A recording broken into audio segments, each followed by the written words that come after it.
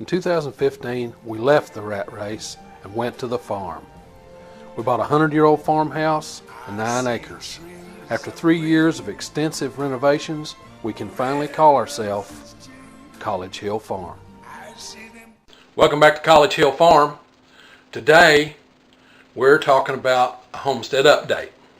Now, sometimes the homestead life's not an easy one.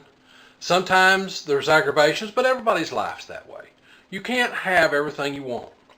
You know, if you want God to laugh, tell him your plans. So life's going to happen to you. You can be as proactive as you want to be. You can be as planning as you want to be, but life's going to happen to you. So I'm going to give you a little update on the homestead. It's been kind of a tough week for us, but life goes on. We're not dead. Everything's good. But this is how my week started. It started off like this. Here is my old water heater. Down there, that water heater busted out the bottom. Hence, there is a new water heater on the homestead. After I discovered the water heater, I decided to go ahead and drain it. We turned the valve off, got it drained, and I headed out to Lowe's. They had a 40-gallon, we had a 50-gallon water heater, but I decided on the 40-gallon because it's just me and Crystal here. So I go to get a water heater, and as I'm headed to Lowe's to get a water heater, well, my truck blows out a spark plug. So I have to turn around and limp home. Have any of you all ever heard what it sounds like when a spark plug's blown out of your truck? Well, I'm going to let you listen.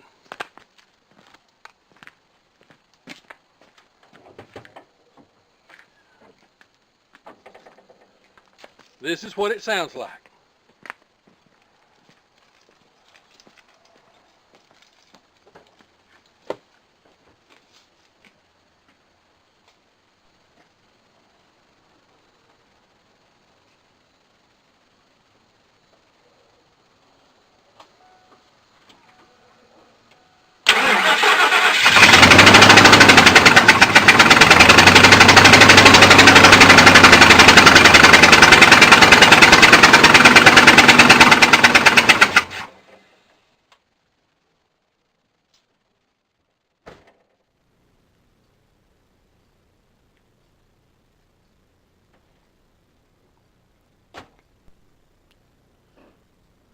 Well, apparently the truck, the noise overrode my little camera and it killed the audio out.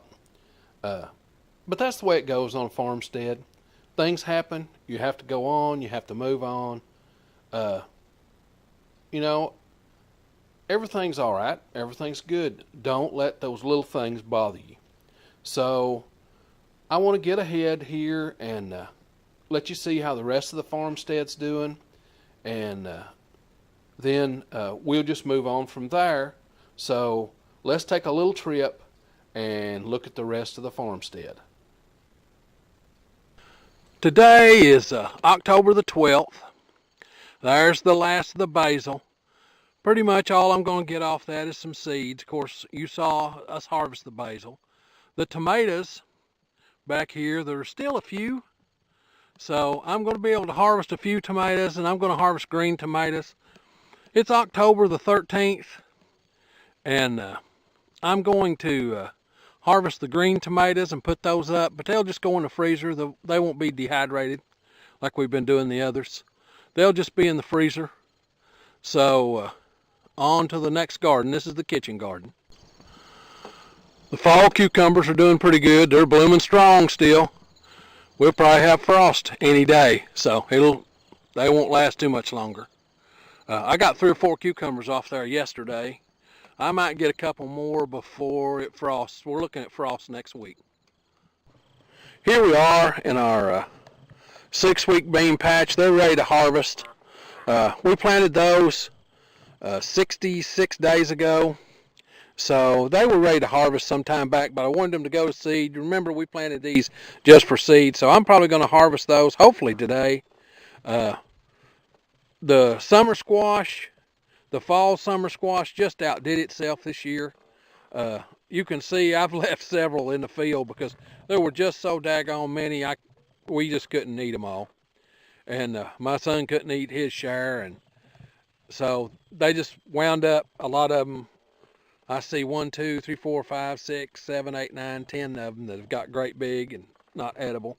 Now right here is the turnips. They're growing good. The squash over there is doing pretty good. The butternuts and that kind of stuff. So I'll be harvesting those soon because it's getting ready to come a freeze. But the deer have been at my hickory cane corn, and I'm going to show you. Okay, here's the fall garden that we sowed. If you'll remember, I got sick and couldn't do our fall garden, so I sowed one. And what you're looking at there, most of that, what you see that came up, is kale. Now, we've been eating kale for a while. I'm not a big fan of kale, but we've had quite a bit of kale, and there's quite a bit of turnips in there as well as beets. So looks like I might get a pretty good turnip and beet harvest out of it.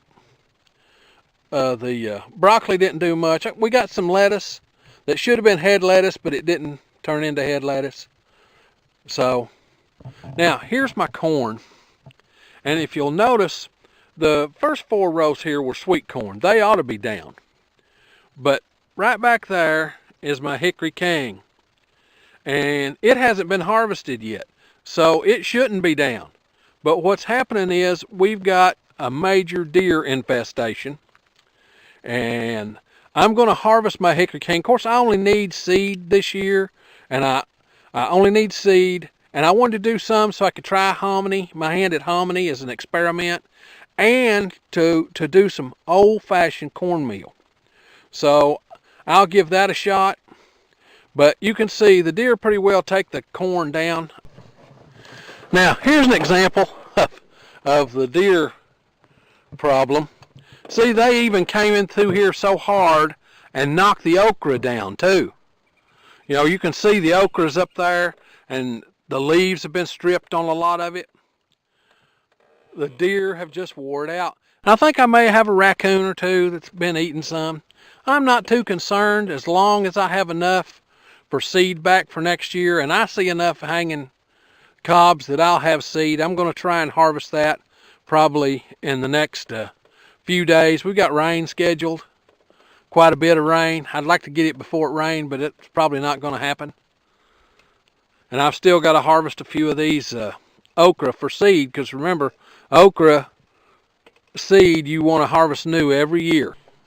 There's still a few romas hanging on, but for the most part, they're all spent too. There are a couple there that you could eat. Most of them you wouldn't want to.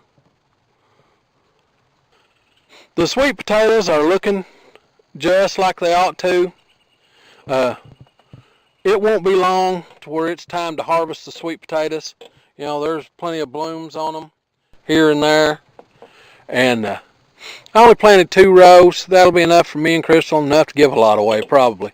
Sweet potatoes are really heavy producers. And I've had good luck with my sweet potatoes over the years. I hope I have better luck with the sweet potato harvest this year than I did with the Irish potato harvest. But, you know, that's the way it goes in some years. You just have to do what you can. But I would like to harvest this before we get a heavy frost. We're probably going to have 4 or 5 more days of rain, so it'll probably be, I don't know, August the 20th or 21st before I can get in here, or October the 20th or 21st before I can get in here and harvest them. Believe it or not, it is still time to plant. It's October the 13th, and sometime this week or next week, I've got to plant garlic. So last night I came out and plowed up a good piece of ground so that I could plant my garlic for next season. I committed garlic aside this year. I messed up. We always grow hardneck garlic. This year I'm going to plant soft neck garlic. I bought some local. Always buy your seed local if you can. That way you know it grows where you live. But I bought soft neck garlic this year from a farm in Versailles, Kentucky. So it ought to grow good here in Paint Lick. And I bought some hardneck garlic seed because ever so often your hardneck garlic, the bulbs get smaller and smaller and smaller, so you need to replant it from seed every now and then. So and you need to plant several different varieties. I've got 4 or 5 different varieties, seed from 4 or 5 different varieties that I'm going to plant from that same farm in Versailles because I committed garlicicide. I wasn't paying attention to what I was doing one day and tilled up all my garlic like a dummy. The grapevine's doing all right. I've got to come back and put more posts in between the posts I've got because this year my grapevines kind of rode it down a little bit. And then next year, or in February this year, I'm going to start another row of grapevines right beside these. So, okay, that's the homestead tour and how things are going. I'd like to thank you for visiting with us at College Hill Farm today. I hope you found our videos entertaining and or informative. If you did, please like, share, subscribe, and comment on both Facebook and YouTube. Until then, I'll see you in the next video. Bye-bye.